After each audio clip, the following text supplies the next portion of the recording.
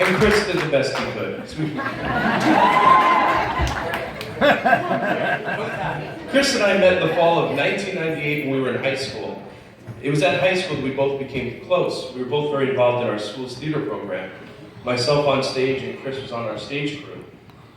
Later on in our friendship, I started playing music, so I was on stage playing music, and Chris was running sound, lights, or recording what our band was playing. And most recently, he's been a founding member and an irreplaceable member of our theater group in Queens.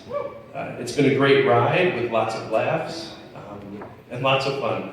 We've met so many great people and learned so much. He's one of my oldest friends, someone I truly look up to, and someone who I know will always be around in my life.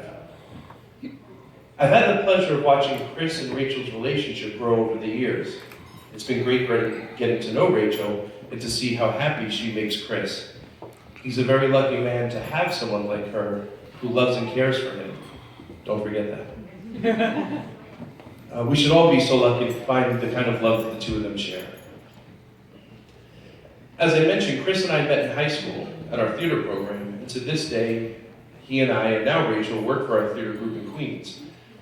Chris and I have worked on over 20 productions together, and when I was thinking about what to write about Chris in this speech, the first thing that came to mind was his desire to be in the background, to help others look their best. Chris is the kind of guy who shies away from attention, away from the spotlight. He allows other people to shine. Instead of being on stage, he would rather be hanging from the rafters on a self-made ladder of some wobbly tables and some desk chairs. It's true. And all of this just to hang a microphone or a light. And he does that because he knows whatever he can do for our production gives us a better product. He knows that it makes the people on stage look better. And that's part of what's great about Chris, it's his selflessness. And that selflessness permeates him as a friend, and I know it's going to permeate as a husband.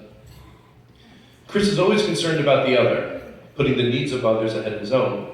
To give you an example, a few years ago we were at a house party in Queens, and Chris had overheard that the hosts had their washing machine on the fritz. So most people, they would mount that off and leave it alone. But Chris is not most people. And Chris snuck out of the party, somehow, after a few drinks, got his way to Home Depot, and then fixed their washing machine. And that's just the kind of guy Chris is. He's always giving. He loves to help everyone out. They actually fixed it. He can also get a little anal retentive if you know him, and he doesn't settle for anything less than his standard. I can't tell you how many times he's meticulously placed microphones or spotlights, or when he built us a collapsible stage to ensure that we'd have a great product. Because he knows the better his work is, the better our work is, and the better we as a team look. And as a husband, I know he'll keep that same standard of excellence by trying his best for Rachel and their family. For those of you who know Chris well, especially if you were involved in anything this morning, you'll know that Chris is not the best with keeping time, or his schedule, or his appointments. I'm pretty certain Rachel told him that the wedding was going to be at noon just to make sure he'd be there for 3.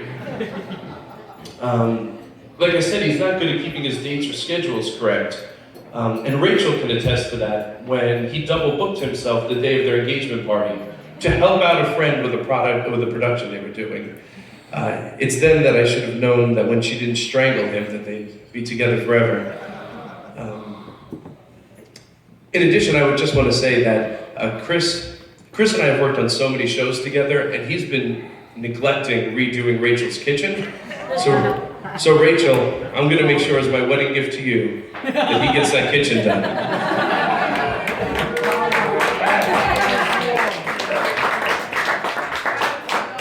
So Adam's going to come over to make sure it happens. So it's these qualities of Chris, his willingness to help others and to make others look better, I think are what's going to make him a great husband and a great family man. Chris understands what the important things in life are. He understands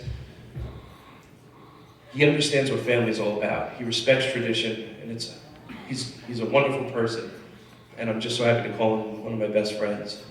So I'm going to ask that we each grab a glass. We raise it. To Rachel and Chris, love you both.